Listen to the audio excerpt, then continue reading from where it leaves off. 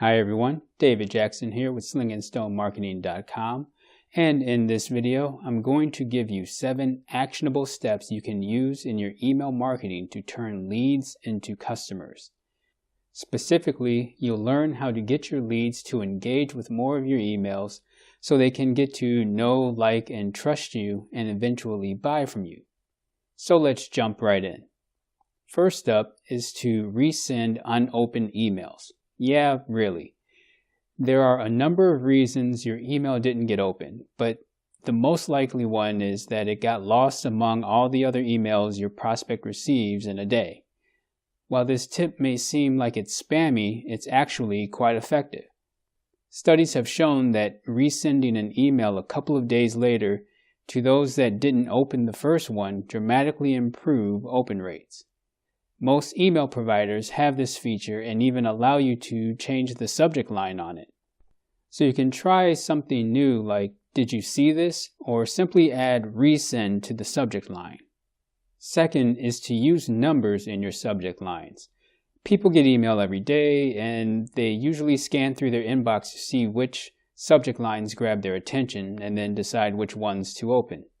The Nielsen-Norman group found that by using the digits of numbers instead of spelling them out stops wandering eyes and grabs attention.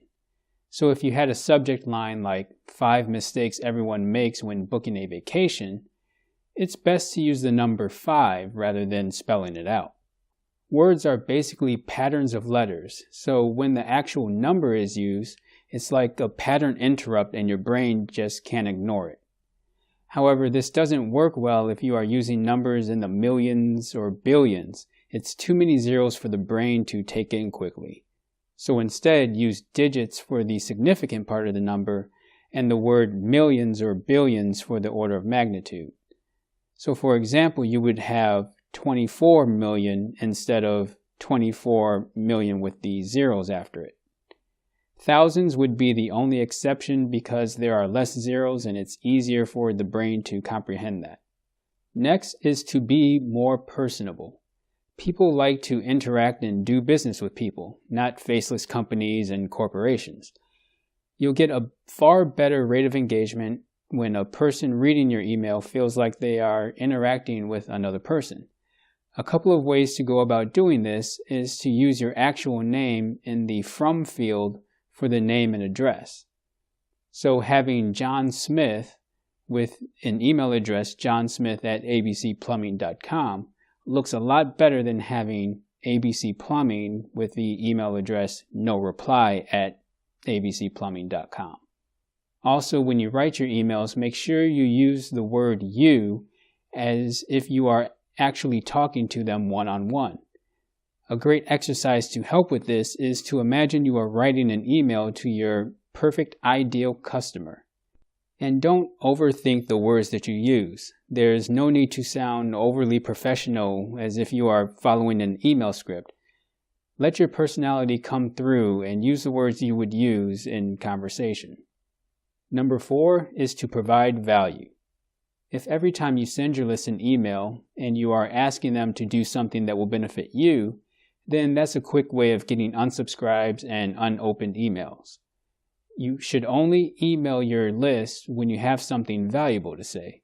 It's kind of like the old saying, if you don't have anything to say, don't say anything at all. But in this case, we're not talking about saying something nice, but rather providing value to the reader. Obviously, you will need to sell something if you are going to stay in business, and that's perfectly fine. But when it comes to selling, you should follow the 80-20 rule, which is to give 80% value and have 20% be for selling. Remember that you want to give the value first. You can do this by showing empathy with the problems and struggles that your reader might be having. You can tell a story about a problem one of your customers or clients went through and how you were able to help them overcome it. By providing value, you can nurture your lead into becoming a customer. Some email service providers offer a feature called lead scoring, where you can determine a score based off of the email interaction of your list. Once a certain score is achieved by a lead, then a sales email could automatically be sent out to them because you know that they are a hot lead now. If your email provider doesn't offer a feature like this, I recommend you check the description for a link to the email provider that I use. They allow you to have the lead scoring feature on all of their plans, even the free one. So moving on is number 5, which is to have one clear action you want the reader to take. People need to be told what to do next. You should never assume that they know what the next step is. If you want them to set up an appointment with you, then you need to tell them exactly how to do so. If you want them to read an article that you think they would be interested in, then you should tell them. And when you do this, make sure to tell them why they should do it and how it would benefit them to do so. You can use multiple links throughout your email, but only where it makes sense. And those links should all point to the same page. Doing this increases the chance of someone taking action and clicking on one of those links. Next up is to segment your list. Successful email marketing is all about delivering the right email to the right person at the right time. Segmenting your list is the best way to make sure that you are sending the right emails to the right people. For example, let's say you're a travel agent that specializes in vacations to Italy, and someone joins your mailing list. And one of the first emails you send has a link to information about historical sites in Italy, and the person clicks on the link to read more. A couple of days later, another email goes out to your list with a link to an article that talks about the different wineries in Italy. And this time the person doesn't click or even open the email. From these 2 emails, we know that this person is more interested in Italian history than in wine.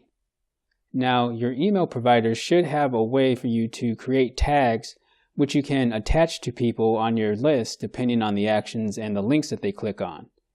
In this case, a history tag could automatically be applied to this person's profile, indicating that they are interested in history.